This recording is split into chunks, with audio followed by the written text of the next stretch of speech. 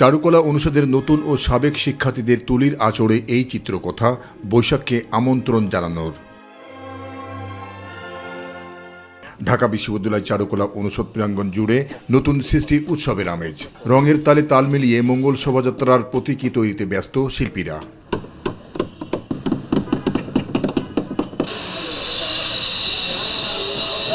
অন্যান্য বছর থেকে এবারের মঙ্গল শোভাযাত্রায় এসেছে ভিন্ন আঙ্গিক, যেখানে তুলে ধরা হবে বর্ষবর্ণের নতুন নতুন অনুষঙ্গ।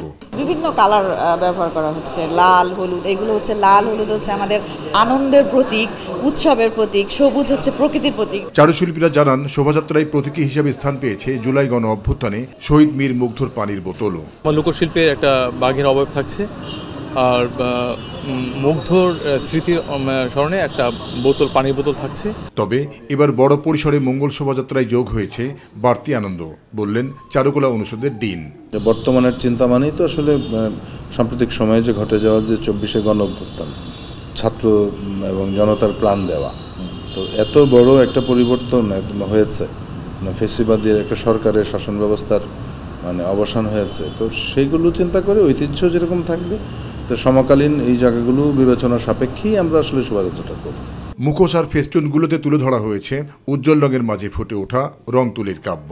পহেলা বৈশাখ বাঙালির প্রাণের উৎসব, সেই তো একটা সজীবতা, একটা উজ্জ্বলতার ব্যাপার থাকে, সেই তো উজ্জ্বল রঙগুলো বেশি ব্যবহার করা হয়।